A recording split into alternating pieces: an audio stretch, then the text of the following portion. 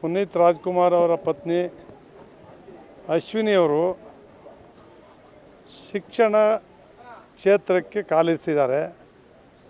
ಬೆಂಗಳೂರಿನಲ್ಲಿ 11 ಈ ರೀತಿಯ ಮಕ್ಕಳ ಶಾಲೆಗಳನ್ನು ತೆರೆದು ಮಕ್ಕಳಿಗೆ ಶಿಕ್ಷಣ, ಕ್ರೀಡೆ, ಕಲೆ, ಸಾಹಿತ್ಯ, ಸಂಸ್ಕೃತಿ ಎಲ್ಲವನ್ನು ಕೊಡ್ತಕ್ಕಂಥ ಒಂದು ಉತ್ತಮವಾದ ಶಾಲೆಗಳನ್ನು ತೆರೀತಕ್ಕಂಥ ಕಾರ್ಯಕ್ರಮವನ್ನು ಪ್ರಾರಂಭ ಮಾಡಿ ಬೆಂಗಳೂರಿನಲ್ಲಿ 11 ಸಂಸ್ಥೆಗಳನ್ನು ತೆರೆದಿದ್ದಾರೆ.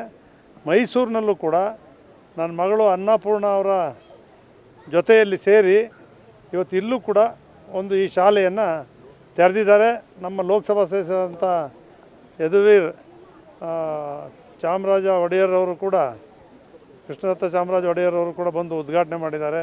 ಶಾಸಕರಾದ ಹರೀಶ್ ಗೌಡರು, ಎಲ್ಲ ಜನಪ್ರತಿನಿಧಿಗಳು, ಮುಖಂಡರು ಎಲ್ಲರೂ ಕೂಡ ಬಂದು ಅತ್ಯಂತ ಸಂತೋಷದಿಂದ ಒಂದು ಮಕ್ಕಳ ಶಾಲೆ ಇವತ್ತು ಪ್ರಾರಂಭ ಆಗಿದೆ. ಅದಕ್ಕೆ ನಾವೆಲ್ಲರೂ ಕೂಡ ಬಂದು ಭಾಗವಹಿಸಿದ್ವಿ. ಎಲ್ಲರೂ ಸಂತೋಷದಿಂದ ಉದ್ಘಾಟನೆ ಮಾಡಿದ್ದೀವಿ. ಸರ್, ಇವತ್ತು ಜನಾಕ್ರೋಶ ಬಿಜೆಪಿ ಜೆಡಿಎಸ್ ಬೆಂಬಲ ಏನಾದರೂ ಇದೆಯಾ ಸರ್? ಯಾಕಂದರೆ ಜೆಡಿಎಸ್ ಪಕ್ಷ ಅದೇ ನಮ್ಮ ಅಧ್ಯಕ್ಷರು ಕೇಳಬೇಕು ಆ ವಿಚಾರದಲ್ಲಿ. ಅವ್ರ ಜೊತೆ ಮಾತಾಡ್ಬಿಟ್ಟು ನಾನು ನಿಮ್ಗೆ ಹೇಳ್ತೀನಿ.